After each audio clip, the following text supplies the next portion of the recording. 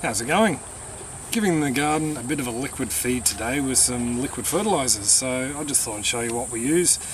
We've started to use molasses recently. Molasses is a byproduct of the sugar industry. You can get different types. You can get unsulphured or a Blackstrap variety. You can get a normal sulphured variety.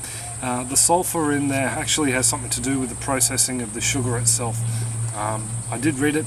I can't remember what it is, but it's something to do with the processing of the sugar and makes it easier to extract, so that's why you do get some sulphured varieties. Just quickly on that, I've read on different forums and I've also read different articles on different websites. Some people say you can't use the sulphured variety, other people say you can, so I'm pretty much using what I get at the produce store and I've seen a good results. I haven't seen a pH swing in the soil at all, so I'm not too concerned that it contains anything bad for the garden, this molasses we use. What it contains is trace elements and nutrients that the microbiology in your soil love. All the little bacteria and funguses and those fellas that turn the organic matter into food for your plants, they feed off this stuff. They love it, especially the carbohydrates or the carbon in the sugars. So I've seen some great results in one particular bed over the last month or two. I've just been feeding it with the seaweed based fish emulsion, which is the other fertiliser I'll show you in a minute, and the molasses, and it's just kicked on rather well. The okras started to boom, the watermelons just picked right up, so I'm very happy with that. Like I just said, the other fertiliser we use is a seaweed based emulsion. It contains a lot of trace elements as well, potassium, not a lot of nitrogen, so I don't have to worry about overfeeding the beds at all.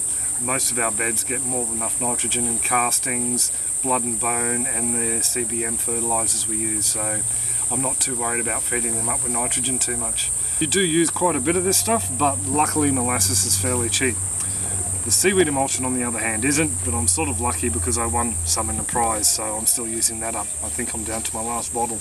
To make it a lot easier on myself and a lot less stinky and sticky, I've made up a bit of a mix. So I'll put the Imperials up the top, by the way, just so you guys know what I'm on about.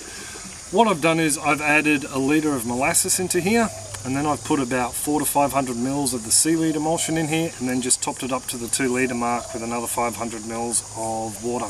Just giving that a good shake around, and that pretty much all works out at a dosage rate of about 200 mils of this mix per 9 litre watering can. So it's just going to make it a heck of a lot easier and a lot less stinky and messy to mix it all up. I might as well make up a batch and I'll, show you the excitement of me watering it in, I suppose. So here we go. So it's really just a matter of pouring out 200 mils of this stuff. Give it a bit of a shake first. Excuse my dirty feet.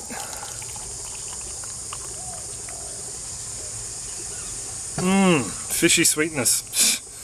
And then just pouring that straight into the watering can and topping it up. So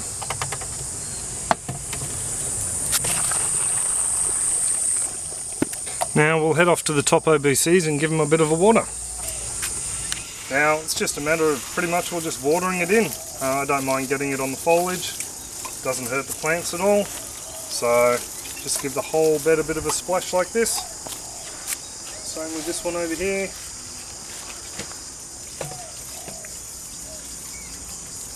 The good thing about the molasses as well is if you get any on the leaves, it does make the leaves unpalatable to grasshoppers and caterpillars and the like. So that's pretty much all it. It's as easy as that. It's a nice cheap way to get some nutrients into your garden and also to help activate the microbiology on all the little bugs and funguses that live in the soil to help your plants grow better. So just something I forgot to mention before, when our seaweed emulsion runs out, I actually won a prize with a fair few containers of seaweed emulsion in it.